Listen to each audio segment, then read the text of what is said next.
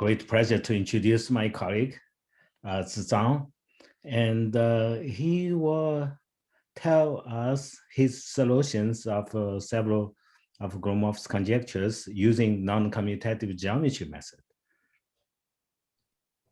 Okay, Zhizhang, so yeah. Okay. First, I want to thank the organizers for the invitation. Yeah, so I'm gonna just report on my recent work on a new relative index theory for incomplete manifolds, and then apply it to solve some of Gromov's conjectures on positive scalar curvature. So let me start with the following, some background. This is probably everyone in this audience probably is very familiar with it. So there are mainly two types of obstructions for the existence of metrical positive scalar curvature on closed manifolds. One is the minimum surface method from Xie and Yao, and this other one is the Dirac operator method. So today I will only focus on the Dirac operator method. So for this, let me just remind us that when you have a closed spin Riemannian manifold of dimension n, let D be the associated Dirac operator, and then normally what we do is we lift everything to the universal cover of this space and lift the Dirac operator to the universal cover as well. And then here's the theorem of Lishnarovich, and then for the classical setting, and then Rosenberg generalized it to the universal cover or the higher index setting. What it says is if you have a metric, if the Riemannian metric on the manifold M is everywhere non-negative and is positive somewhere, then the higher index of the Dirac operator on the universal cover actually vanishes. So the higher index here, you can take the maximal, you can take the real version or the reduced, it doesn't really matter. But it's the higher index that it's more general than the classical Fredholm index. Okay, so in particular, as an immediate consequence of this theorem, we see that if you have a closed spin manifold, and if its higher index of the Dirac operator is not zero, then it does not admit a metric of positive scalar curvature.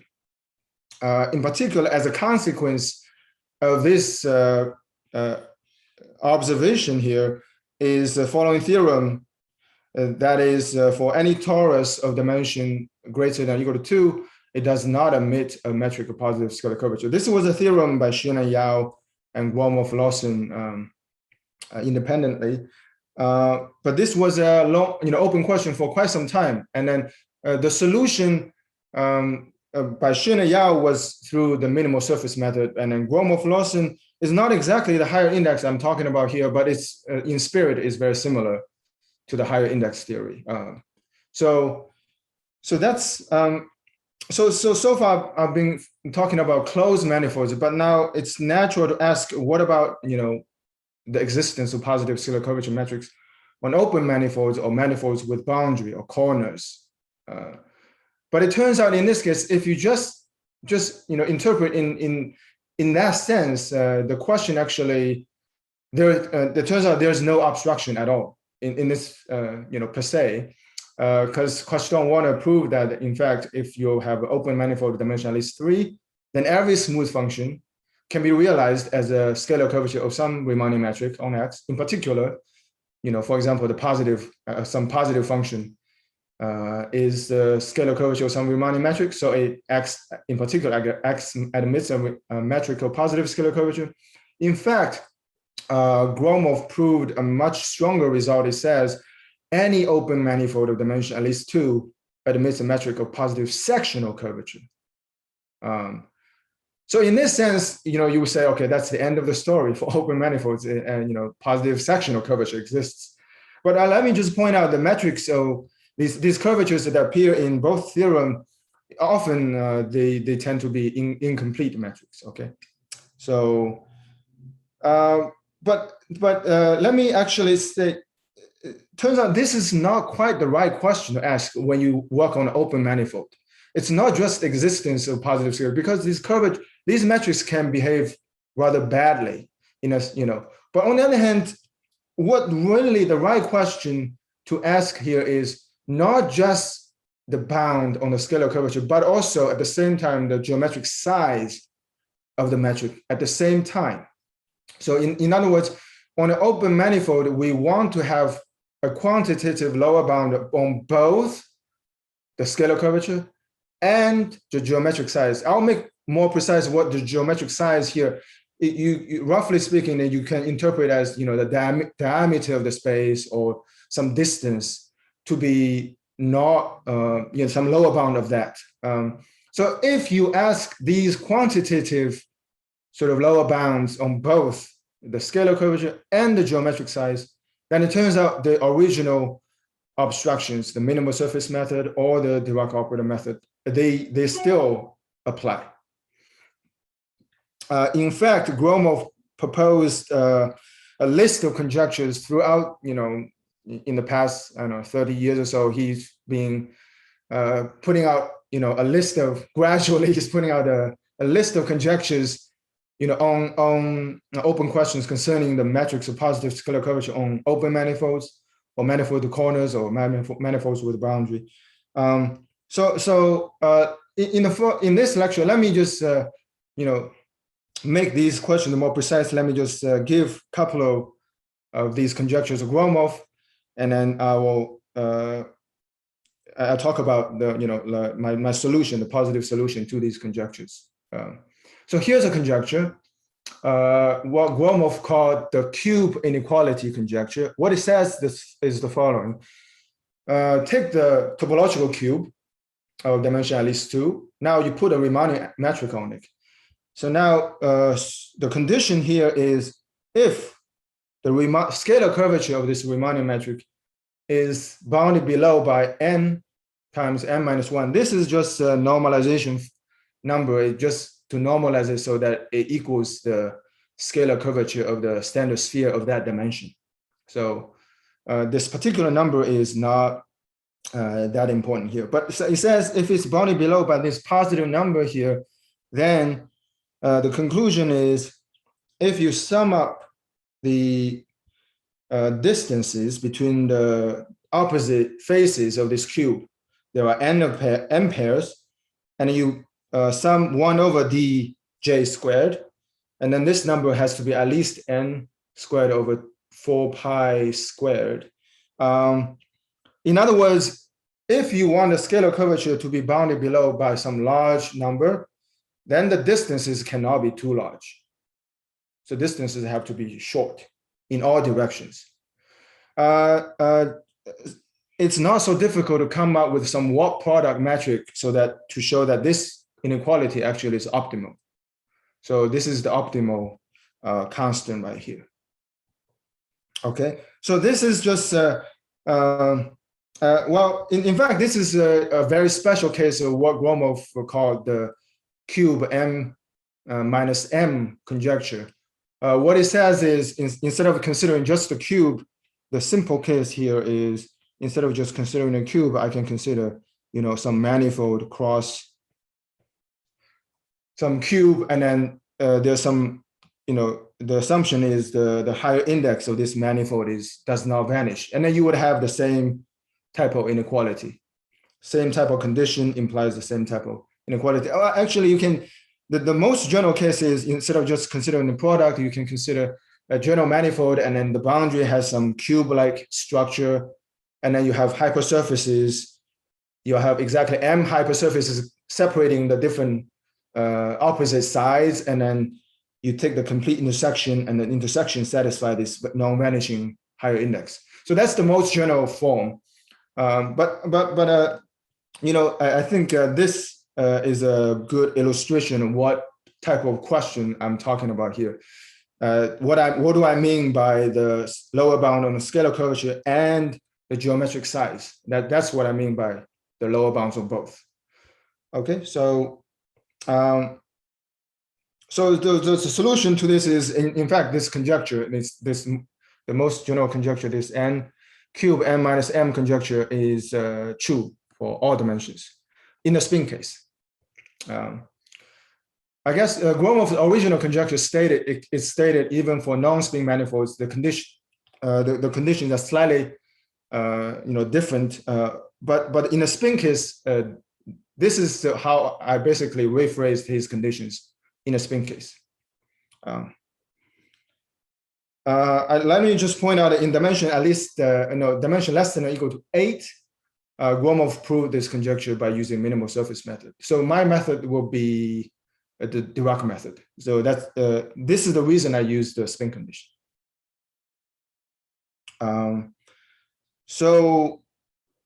In particular, as a special case, this cube case, this is a special follows from the previous theorem. This is because this is reduced to the case when y is a 1 point. I mean, when you have a 1 point, the Dirac operator on 1 point, the index is not 0. So that's the immediate consequence of that. So let me. So far, are there any questions? So let me just point out. So let me. I'm gonna. So I will now go to the key technical theorem behind this the proof of this theorem here. So this is I call it a relative index theorem for incomplete manifolds.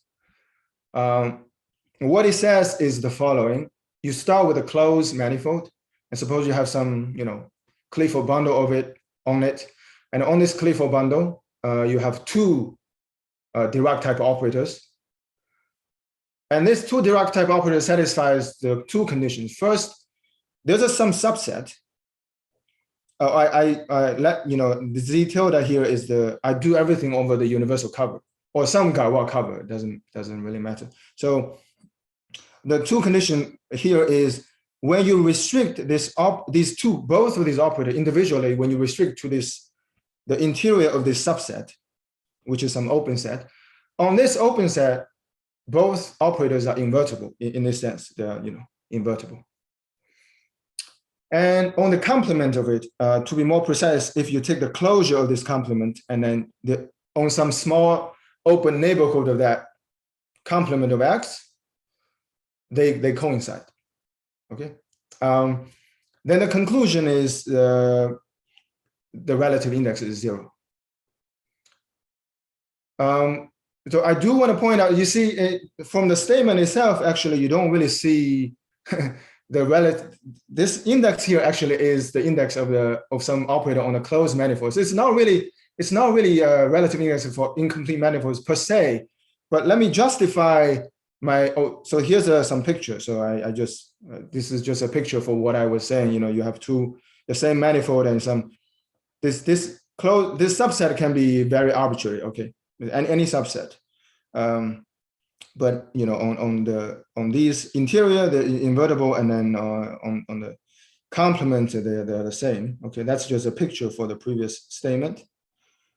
Let me just point out that the reason I call it a relative index theorem for incomplete manifolds is because in the proof, this passage to the restriction of these 2 operators on the interior of X, which is an incomplete manifold. It's an open manifold.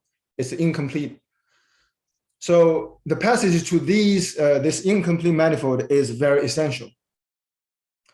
And for this reason, I do want to think of it as a relative index theorem for these 2 incomplete manifolds. So the 2 operators on this incomplete manifolds instead of the original index.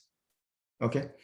So this is just justification why I call it incomplete manifolds, a relative index theorem for incomplete manifolds.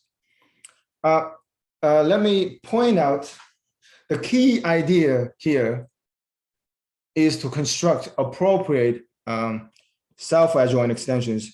Or in fact, some of these extensions are so-called quasi-self-adjoint. By quasi-self-adjoint, I mean it's not self-adjoint itself, but it's by a conjugation of a bounded invertible operator, it becomes self-adjoint, an operator like that. But what's really essential here is self-adjoint or quasi-self-adjoint. What's really important here is we want to find self-adjoint extensions of these guys. See, these are we know that on an incomplete manifold, these elliptic operators are not essentially self-adjoint. So you really need to find some appropriate self-adjoint extensions But for the index theory to work, the following two key properties should be satisfied. First, their resolvents are locally compact. Second, their associated wave operators should have finite propagation. So in fact, the key new observation here is the self-adjoint extensions are not found on the usual L2 space, but instead you have to go to the Sobolev space H10. H10 is the H1 space that will vanishing on the boundary. So it's the completion of complexly supported function, complex supported smooth functions on this guy. So it's the completion of compact supported function with the Sobolev 1 norm. So, and also I do want to. So yes. this H1 norm, isn't this the same as a graph norm for the operator? The H1 norm, yes, indeed. It's the graph norm. Actually, I do use, and that's a very good point. I also want to point out, so the extension will come from here to here, of course. The extension will go from this space to itself.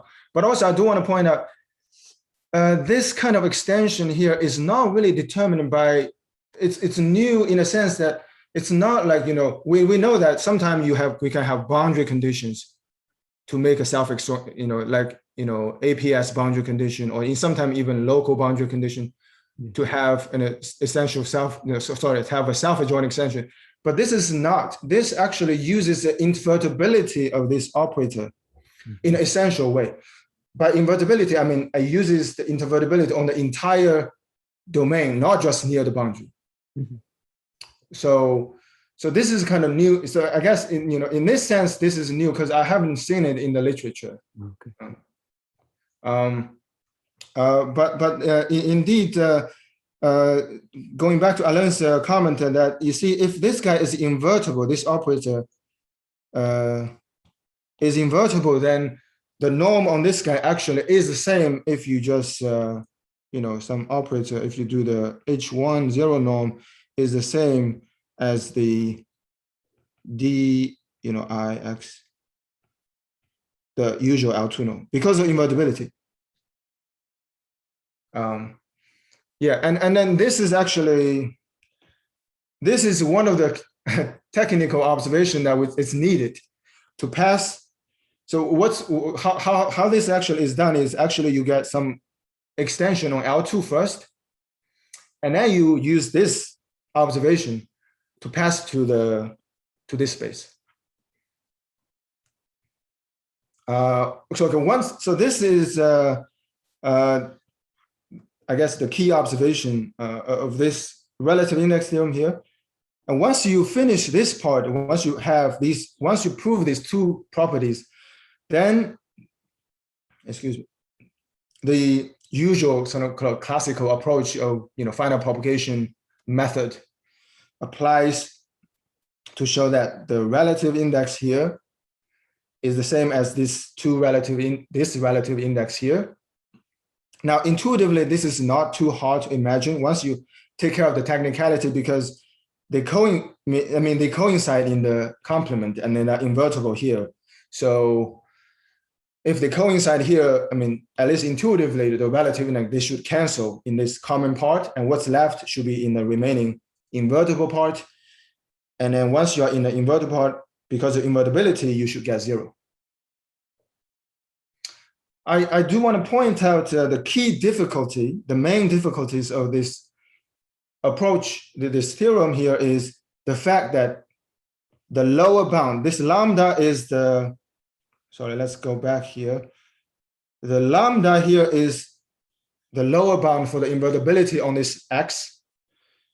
And then delta here is, I said there's a small neighborhood of the closure of x minus z minus x. This delta can be very small. So the difficulty lies the fact that in fact, these two numbers can be very small. In general, you don't have control of these over this. You only know they are positive. In fact, the key property here is the product of these two numbers can be very, very small. In fact, if the product is, if in a particular question, in a specific question, if you find out this product, the product of these two numbers is very large, then actually the classical method of finite propagation can be applied. And the key difficulty here lies in the fact that when these two numbers are very small, then the classical method does not apply. And you really need to pass through this new extension and so on and so forth to get the theorem. And then for the applications, what I'm going to do is, it turns out these two numbers are exactly very small for the geometric applications that I'm going to do. So in that sense, really we need this at least for the optimal constants. If we want to get the optimal constants, we do need this this version of relative index theorem. Okay, so let me give a sketch of the proof of this Gromov's conjecture. So it turns out the Gromov's conjecture. So let me do a simple case. So let me single out this special case, which is, instead of talking about n cubes, I'm going to talk about the so-called a band. So in other words, you have a manifold across. The special case is I have a manifold across the interval. The general case is roughly like a manifold crossed with a cube, but the proof turns out to be exactly the same. It's an iteration. So the general case will be an iteration of this case. Okay. So so let me just illustrate this the simple case here. Let me remind us again. For this simple case, it just means sometimes this is called a bandwidth conjecture because it looks, Gromov call it a Riemannian band because it's a manifold cross interval. More generally, you have a manifold and you have some hypersurface, so on and so forth satisfied. The key case here is you have a manifold and you cross with the interval and you have a Riemannian metric on it, satisfy this condition, and you want to say the width. The width is defined to be the distance between the two boundary components. I want to point out that in this very special case here, this was also proved by Sacchini and Zeidler independently by a different method.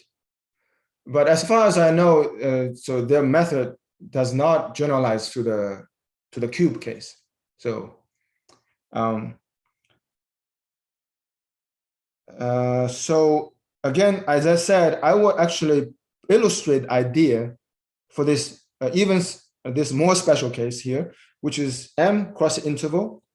The fundamental group of M is denoted by gamma. And now so we want to show that if you have the Riemannian metric on this cylinder here is bounded below by this, and assume the higher index of M is not 0, then the width of this Riemannian band should be less than equal to 2 pi over n. Okay. So I want to convince you that once you accept this relative index theorem I just stated, then the proof for this theorem is relatively straightforward. It's really some simple, straightforward calculation. Okay, so what we do is the following. I'm going to take X here, take its universal cover, and then cross an extra circle. So this, for people who are familiar, have seen this before, this is the setup for the spectral flow. Okay, so I'm going to do a higher spectral flow to prove the index, and then apply the relative index to prove the theorem by a contradiction. So suppose I have these conditions satisfied, and now I suppose to contrary, yeah. So I forgot to mention this is I'm going to prove this by contradiction.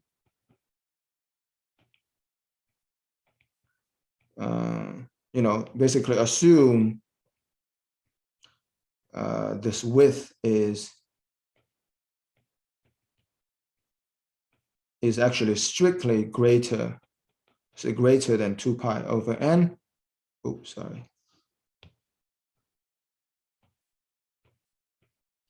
is greater than 2 pi over n, and we're going to arrive at a contradiction. So first, to consider this operator.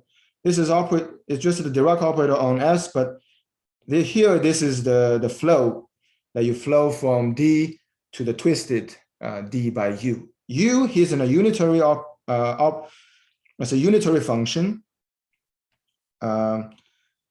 which is defined e to the 2 pi I phi divided by L. L is the width. And phi here is basically some smooth approximation of the distance function from one of the boundary components.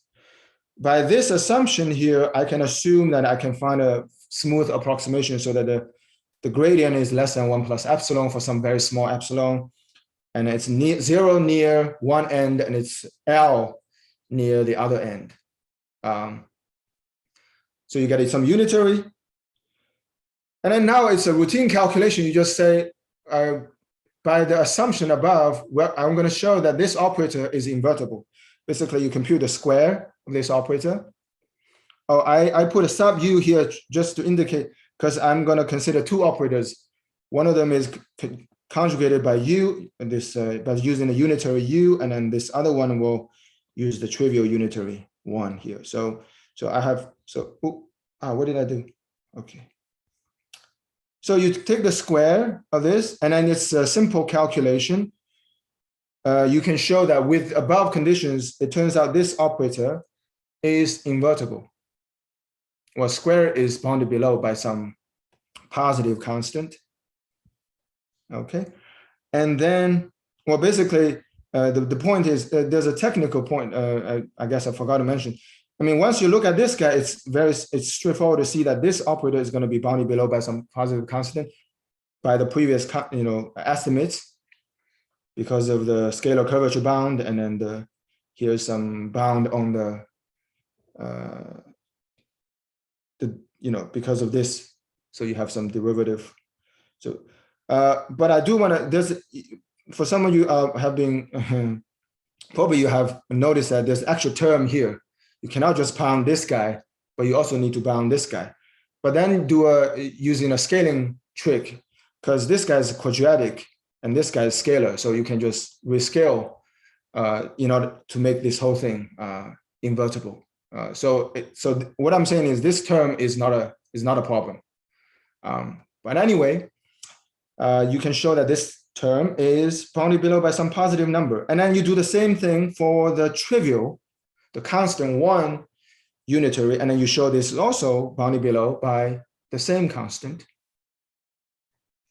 And then we're almost then we're essentially done. We're essentially done because now you consider the double of this manifold X. This is M cross interval, and then you glue it M cross interval again. Now this is a closed manifold. I call it Z. You can extend the previous construction over here. Notice that by our construction, the unitary here is identity as trivial near the boundary. So just extend it by trivial, the trivial element by identity. And also for V, of course, it's just already trivial. So you just extend it trivially. So now, and then you do the same construction on Z by that, I mean, you do exactly the same operator, but on Z this time. So now we have exactly the setup like what we listed in the relative index theorem. On this closed manifold, you have the two operators. You have two operators, they coincide in this white region, and then they are invertible on this red region. So you apply the relative index theorem. The relative index theorem tells you the relative index of these two should be 0.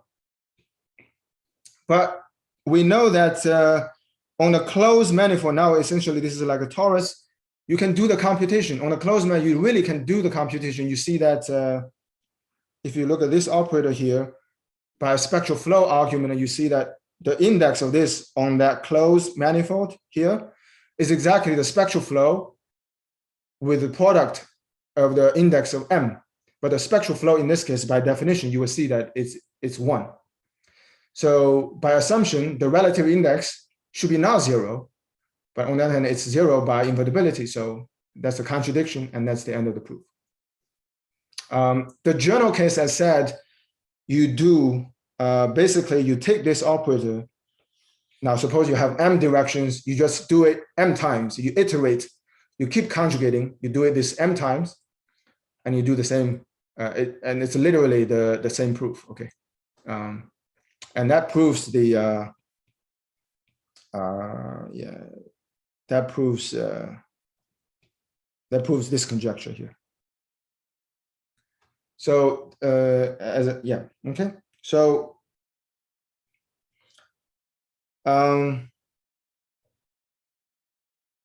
let's see. Yeah, are there any questions so far? So yeah, okay. If not, I mean, I think I have some time left. Hold on. You still have 20 minutes. 20 minutes left. Okay, that's good. Okay. On my iPad, it says it's 9:41. I don't know why. You have 20 minutes left. Okay. So let me talk about some other applications. So by the same relative index theorem. So this is also some other conjectures of Gromov on positive scalar curvature. So Gromov asked the following question. So suppose you start with the standard unit sphere, dimension at least 2. So he was asking, suppose you have some subset and we remove the subset, and then I denote the remaining part with the standard metric by x. Now, he was asking what kind of subsets is allowed so that after you remove the subset, you still have the following rigidity result. By that I mean, take any metric, which possibly incomplete metric on this x, any other metric. Suppose this new metric satisfies that it's larger than or equal to the original. So the metric is increasing, and the scalar curvature is also increasing. Then the conclusion is, well, there's no such metric. So it has to be the original standard metric. So rigidity in that sense, in this sense. So the origin of this kind of conjecture, the open question, comes from the set when the subset is empty. So basically consider the unit sphere itself. Then this type of rigidity, this was a theorem of Laroux. So this was proved in his thesis in 1988. I think the paper was published much later, but this result appeared in his thesis in 1988. So this was the origin, I think, at least this was probably the earliest result concerning this type of questions. Now, later on, this was in the lecture notes of Gromov. Maybe this type of discussion maybe already appeared in some of his earlier papers of Gromov, or results related to this type of rigidity result.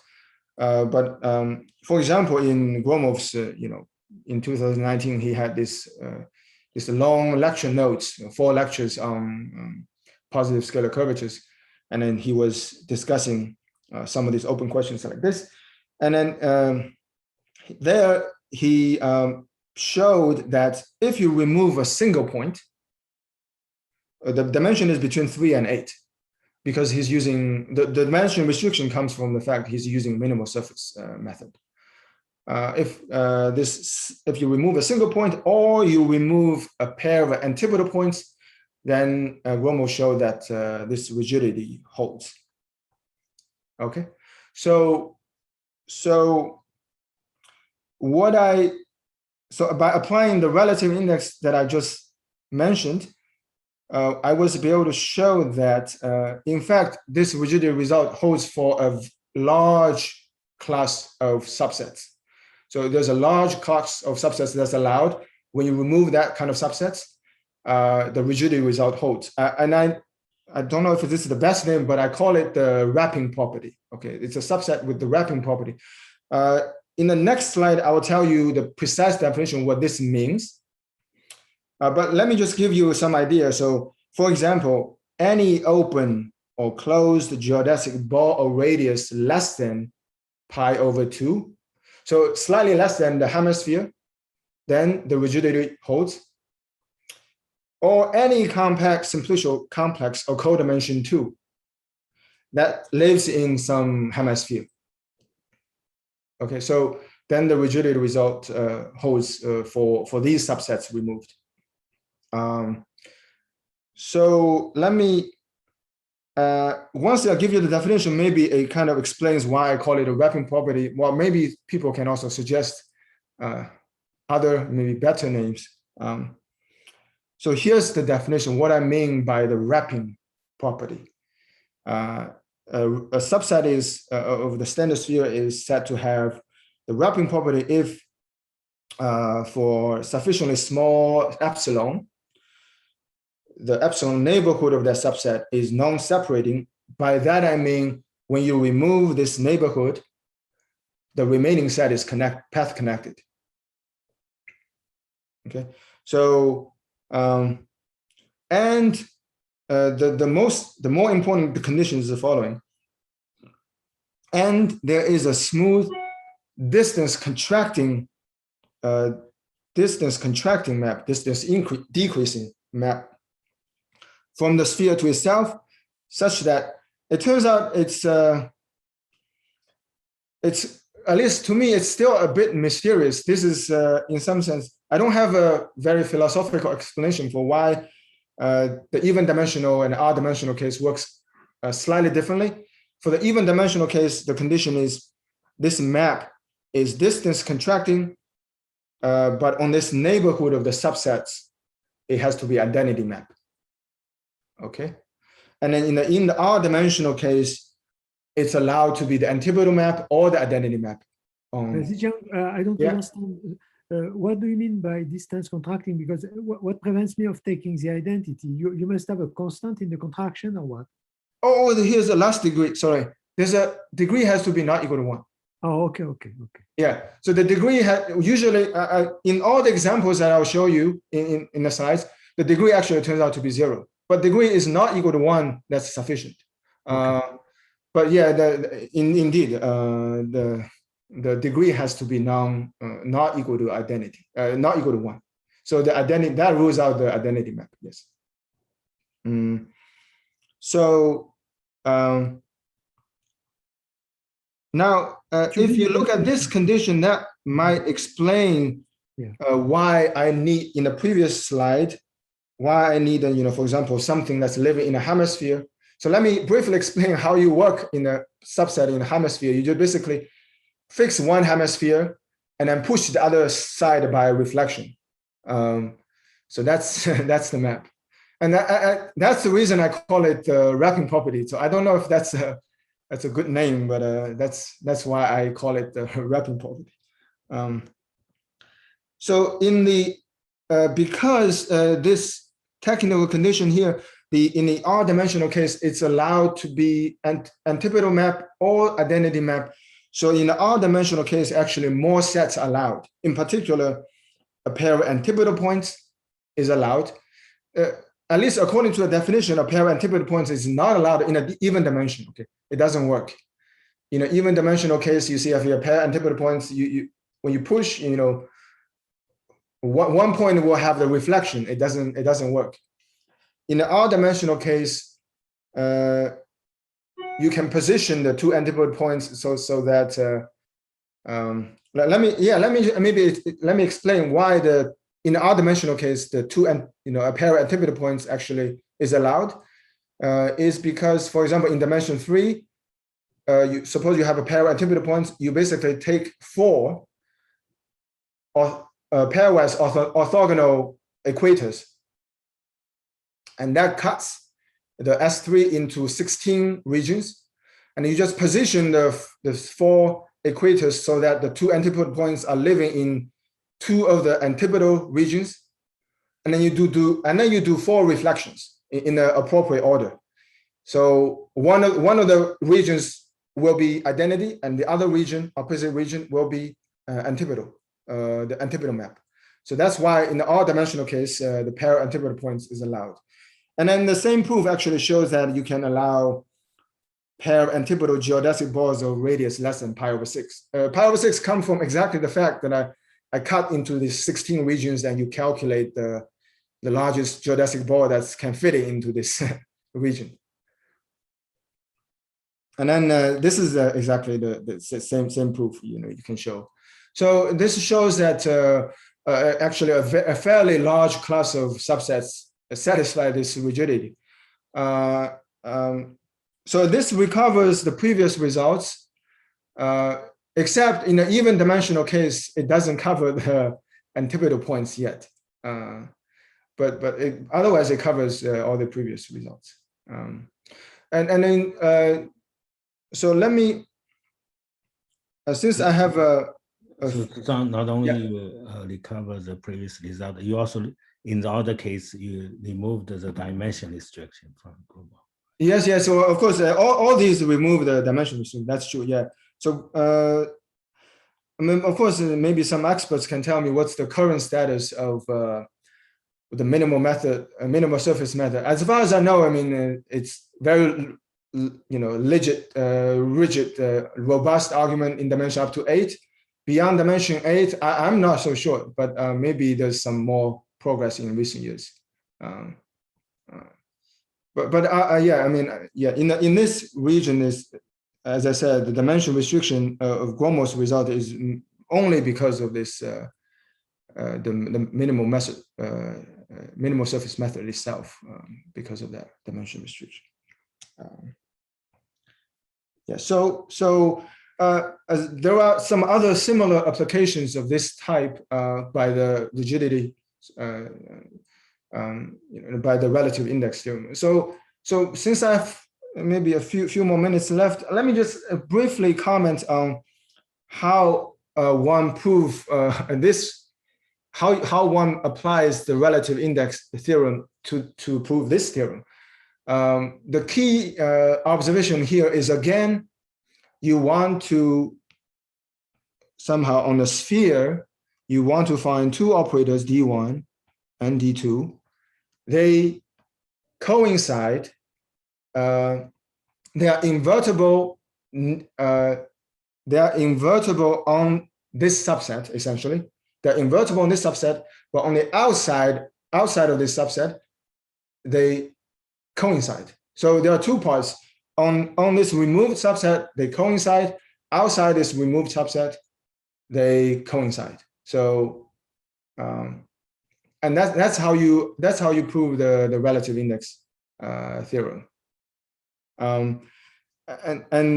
The two operators considered here is essentially like this. There's some technicalities here. There's some subtleties that maybe I should just sweep under the rug. But essentially, the first operator is the Dirac.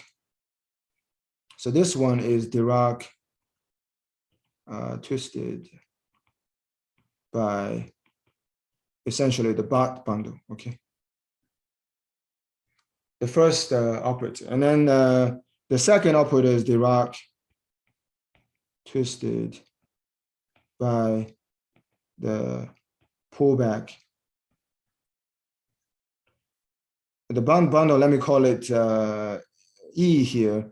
Then the pullback of the Barth bundle by this map phi that I considered over here. So by this phi here, that you can pull back the Barth bundle.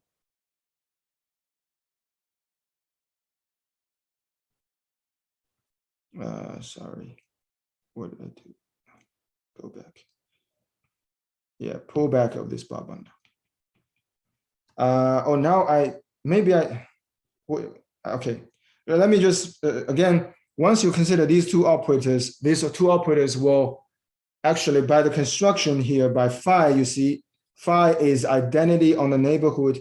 So it will turn out these two operators, they will coincide. Sorry, maybe I said it the opposite way. So by construction, you will see that these two operators coincide in the neighborhood of E. And then in the complement of the neighborhood, they are invertible by construction. So this is how, so you make that happen. In the complement, because we have these boundary, these conditions here, these conditions guarantee that on the complement of the removed subset is invertible.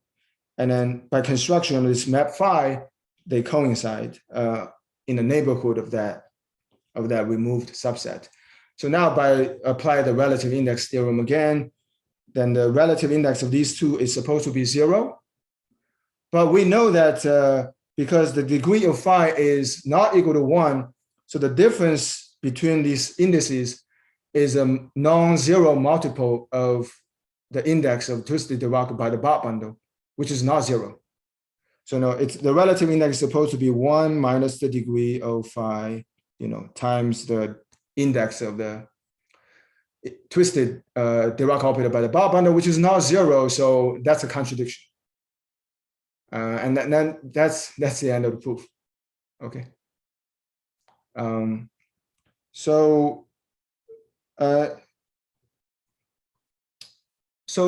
Yes, I think that's I think that's the end of the talk.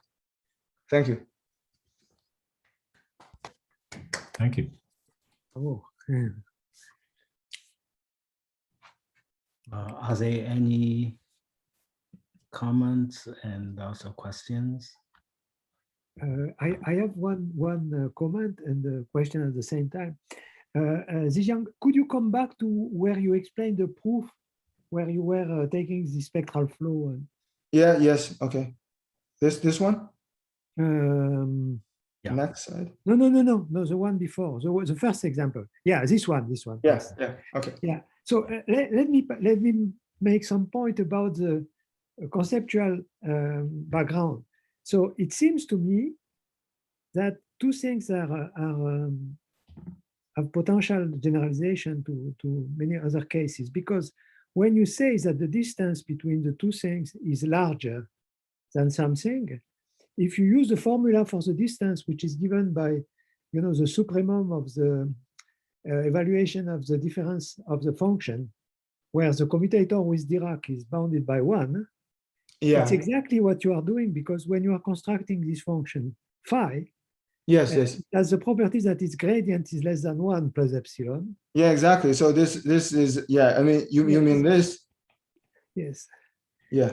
And then what you are doing, what is also very striking, is that in fact you are working in the framework when you are from physics, you are adding a gauge potential to the Dirac operator.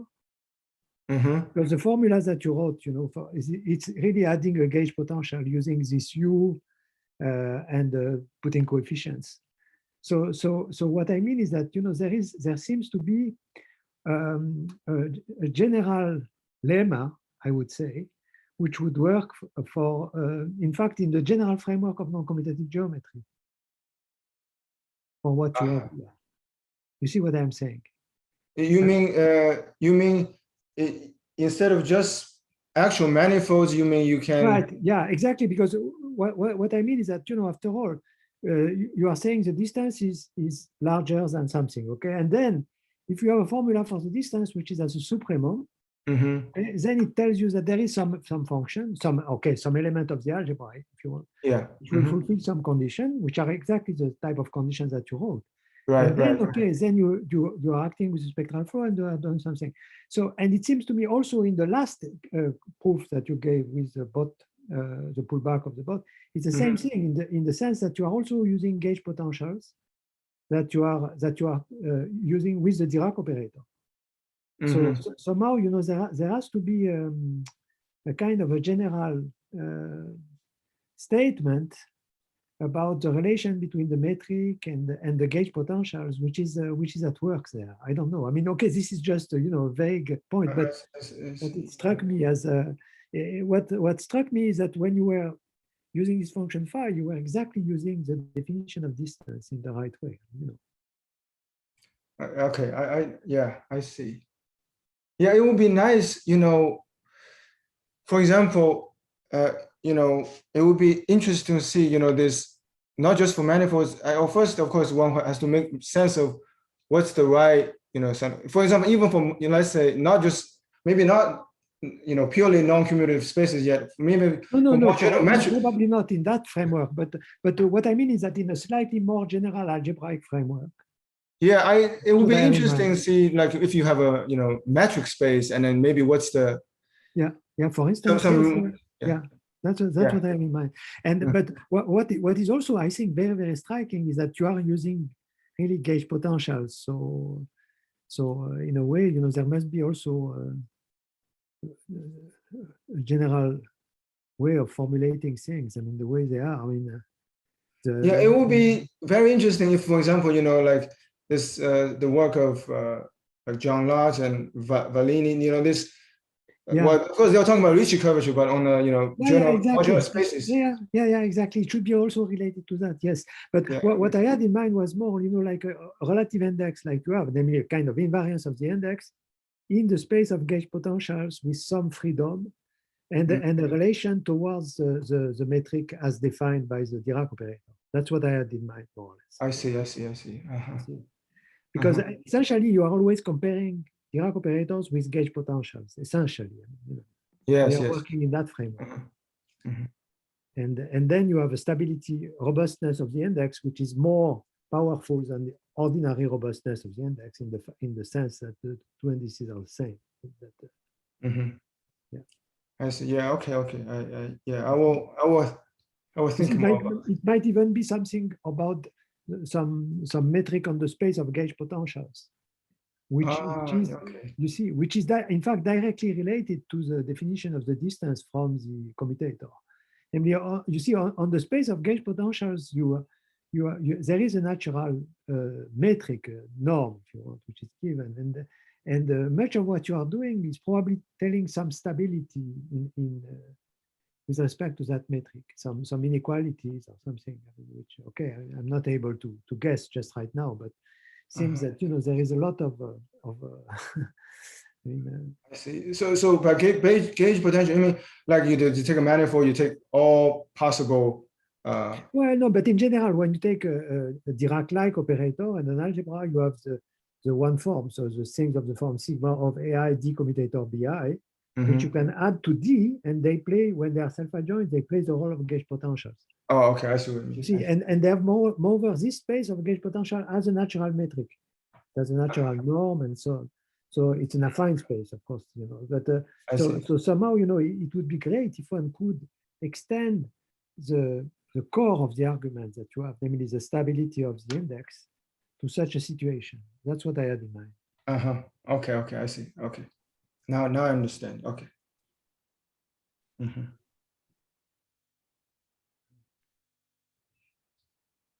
So more questions or comments?